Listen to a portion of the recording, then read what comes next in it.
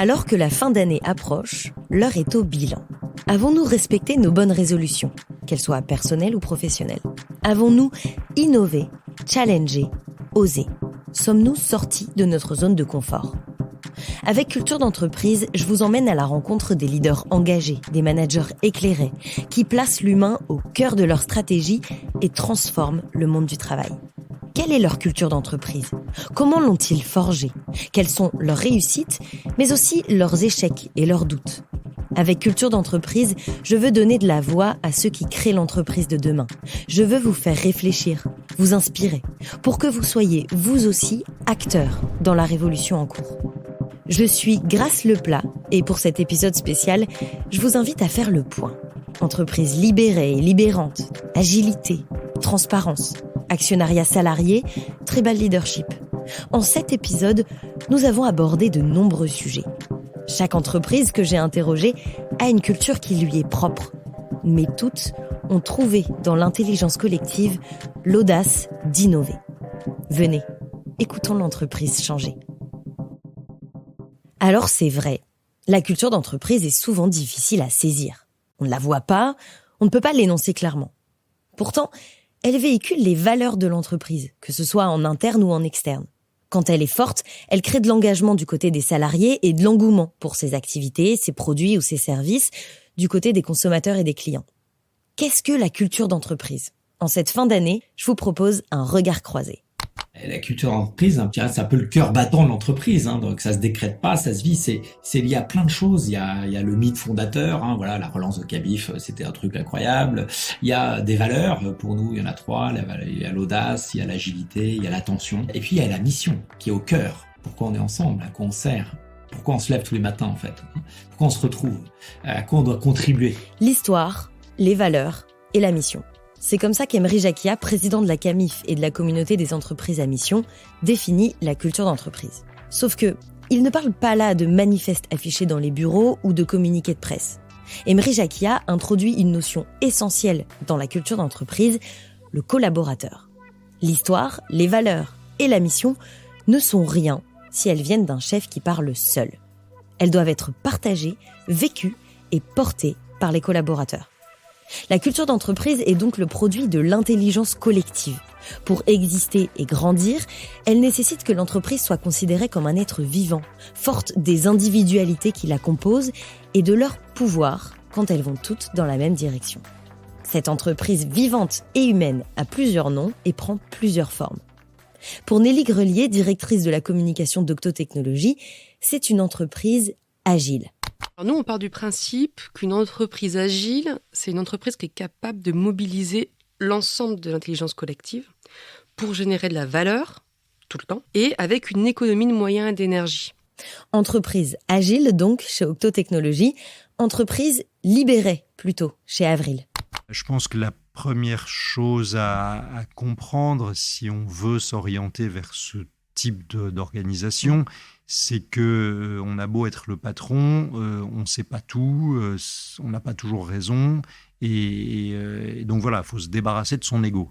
Alexis Delem a fondé Avril avec la conviction que les salariés font la richesse et l'âme de l'entreprise. J'aime beaucoup l'esprit de ce que disait Steve Jobs.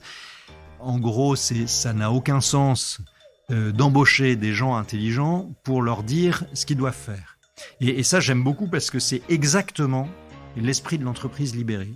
C'est-à-dire que les embaucher des gens intelligents, ça a du sens s'ils peuvent prendre des décisions, prendre des initiatives. Et finalement, c'est eux qui disent ce qu'il faut que l'entreprise fasse. Voilà, donc je suis tout à fait d'accord avec ça. Il partage l'exemple de cette directrice de magasin Avril. Elle a décidé de renforcer l'offre de cosmétiques bio Avril par de la littérature sur le sujet. Elle n'a pas eu à demander l'autorisation de ses supérieurs, elle l'a fait. Et Alexis a applaudi. Moi, j'ai créé cette entreprise et j'ai envie que les gens qui travaillent avec moi chez Avril soient épanouis, soient contents, enfin voilà, que ça leur convienne, qu'il y ait une bonne ambiance, qu'ils s'entendent bien avec leurs collègues, qu'ils trouvent du sens à leur travail et qu'ils y trouvent du plaisir. Selon une étude IFOP pour les makers sortie en octobre 2022, 46% des Français interrogés voient le travail comme un moyen de s'épanouir dans la vie.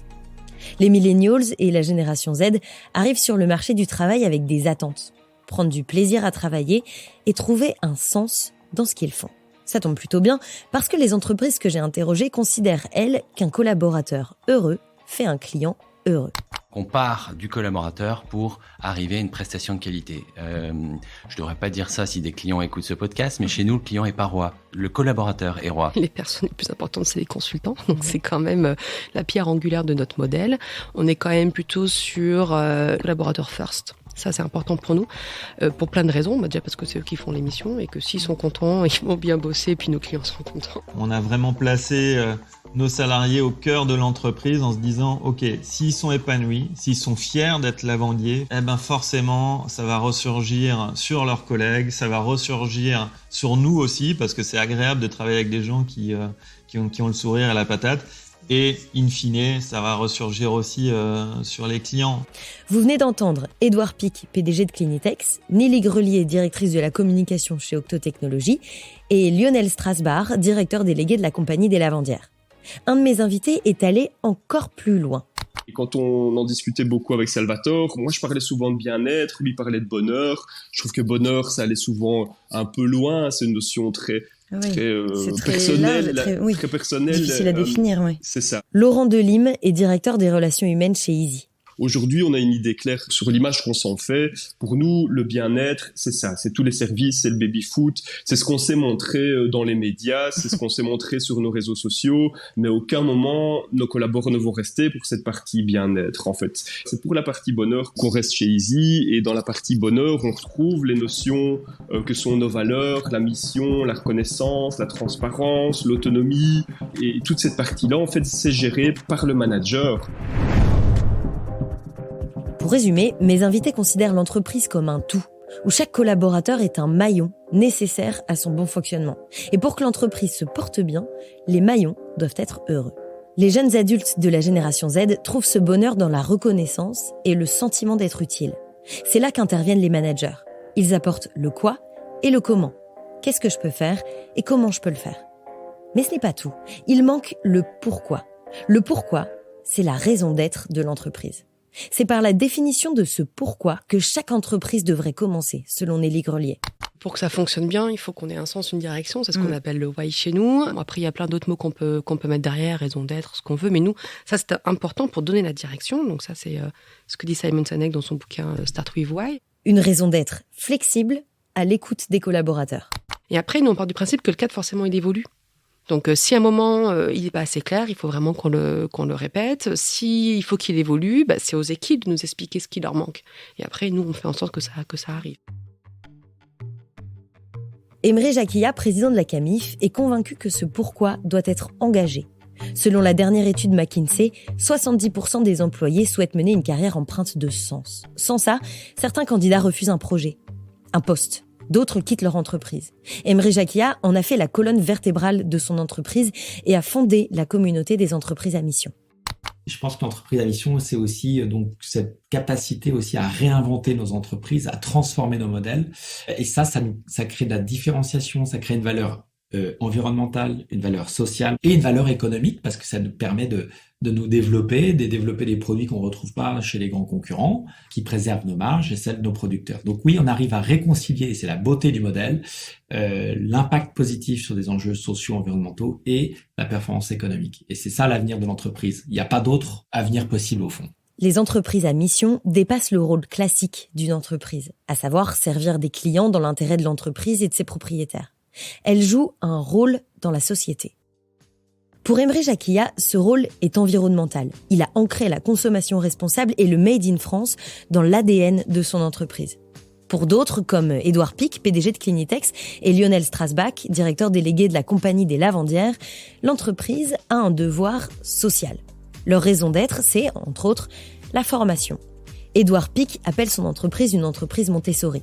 Il applique auprès de ses collaborateurs la pédagogie de Marie Montessori, cette docteure et éducatrice italienne qui défend un principe « Aide-moi à apprendre par moi-même ».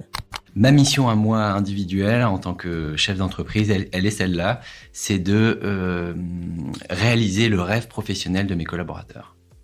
Et donc aujourd'hui, Clinitex n'a pas de business plan, on a un human plan.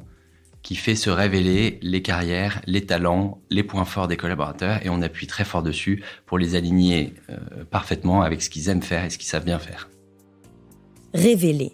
C'est aussi l'objectif de Lionel Strasbach. La Compagnie des Lavandières est une entreprise libérante, pas libérée. Non, parce que ses collaborateurs ne sont pas habitués aux prises de décision et à la responsabilisation. La Compagnie des Lavandières est une entreprise de services de ménage à domicile. Il l'a construite comme une entreprise libérante pour accompagner, former à l'autonomie et donner confiance à ces petites mains qui font briller nos quotidiens. Moi, si je fais ce métier-là et que je suis resté dans les services à la personne, que j'ai créé la Compagnie des Lavandières, c'est justement pour ce côté humain, faire grandir les gens, offrir des opportunités à des gens qui n'en auraient pas eu. L'entreprise comme un tremplin. Il y a autant d'entreprises que de raisons d'être, et autant de raisons d'être que d'entreprises. Mais parfois, la raison d'être est si forte qu'elle transforme en profondeur l'organisation et la structure de l'entreprise. Chez Easy et Nicomatic, par exemple, les dirigeants font la part belle à la méritocratie. Easy n'a pas embauché de manager depuis 10 ans. Et ils vont plus loin, m'a expliqué Laurent Delim. À un moment donné, on doit quitter à 52 ans notre métier de directeur. Donc moi, dans 12 ans, je dois partir du métier directeur. Je peux rester manager jusqu'à 56 ans. Et puis après, soit je joue un rôle dans la structure de Easy. Moi, en tant que RH, moi, je sais pas si je serai, entre guillemets, recyclable chez Easy. Mais je me dis, est-ce que c'est pas génial au final? En fait, je me dis, s'il y a 65 ans, je suis toujours sur cette même chaise chez Easy, je pense que j'aurais loupé quelque chose. Ouais. Chez Nicomatic, pareil. Ils ont réduit drastiquement le nombre de managers. L'entreprise s'organise autour de 2 concepts phares, la responsabilité individuelle et la liberté collective. On a une responsabilité individuelle dans le sens où on sait pourquoi on vient travailler, on a un métier, on est là pour le client, on est là pour participer à un collectif et justement ce collectif c'est de dire qu'on a une liberté, donc une liberté de pouvoir mettre en place des actions, la liberté de pouvoir prendre des décisions, mais une responsabilité individuelle en disant, bon, par contre, voilà, même si on a un cadre plutôt large, on respecte quand même un modèle. Tatiana Schneider souligne le rôle des RH. D'abord dans le recrutement, s'assurer que le candidat a compris la culture particulière de l'entreprise et qu'il est prêt à s'y engager. Et ensuite, dans la montée en compétences. Comme dans la Compagnie des Lavandières et chez Clinitex, Nicomatic forme les collaborateurs à l'autonomie, la prise de décision et le leadership. L'entreprise se divise en groupes de compétences, les leaders sont élus. Cette organisation en tribu est aussi au cœur d'Octotechnologie, une tribu de tribus. Moi, ce que j'aime bien dire, c'est que en petit groupe, on a créé ce qu'on appelle un véhicule qui s'appelle la tribu, c'est-à-dire voilà, une équipe aura pour objectif un challenge, mettra des moyens et aura un leader qui sera à ce moment-là élu par ses pairs et donnera la direction. Nous, on a juste construit le véhicule, c'est-à-dire que bon, forcément, il y a un objectif économique, il y a un objectif de croissance, de recrutement, de formation. Et donc, on s'est vraiment développé là-dessus. D'accord. La tribu, en fait, étant pour un objectif de faire des groupes plus réduits, en quête de sens, sur un objectif commun. C'est comme ça qu'on crée de l'engagement, en fait. Mais une telle organisation nécessite un cadre, me direz-vous. Eh bien, dans les entreprises libérées, agiles, responsabilisantes, ce cadre, c'est le pourquoi, la raison d'être. Et le manque de confiance est un manque de culture. Si une société a la bonne culture d'entreprise et le bon personnel, vous n'avez pas besoin de règles. Et si un employé abuse de votre confiance, remplacez-le. Nelly Grelier cite ici le livre « Leadership sans ego » de Isaac Getz. L'idée, c'est que lorsque les valeurs et l'identité des employés s'alignent sur les objectifs de l'organisation, ils n'ont pas besoin de règles strictes. Ils sont plus productifs, plus engagés, plus susceptibles de rester et même de devenir des ambassadeurs de l'entreprise. En revanche, cette organisation ne fonctionne que s'il y a de la confiance. La confiance des dirigeants vis-à-vis des collaborateurs, mais aussi des collaborateurs vis-à-vis des dirigeants.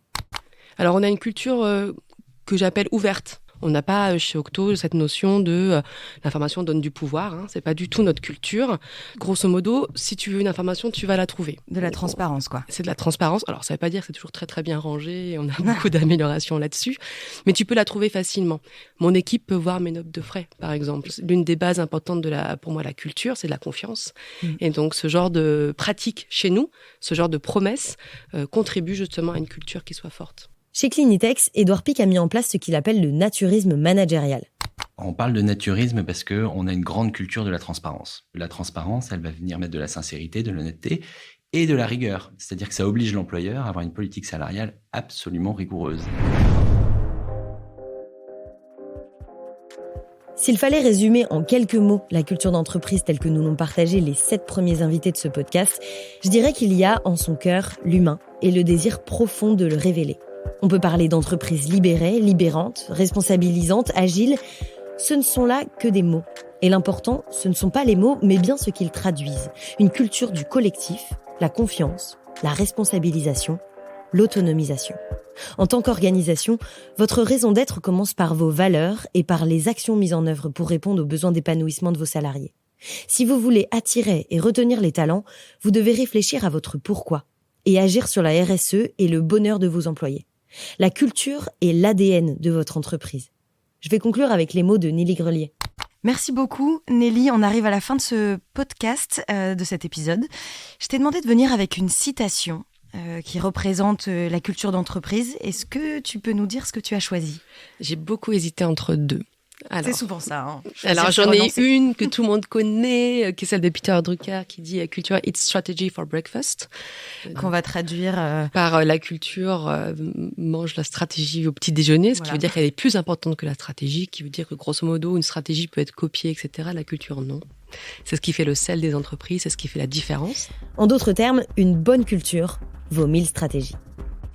Je vous ai présenté ici un résumé de mes échanges avec les 7 premiers invités de ce podcast. Évidemment, ils ne sont pas exhaustifs et je vous invite à écouter chaque épisode pour vous faire votre propre opinion.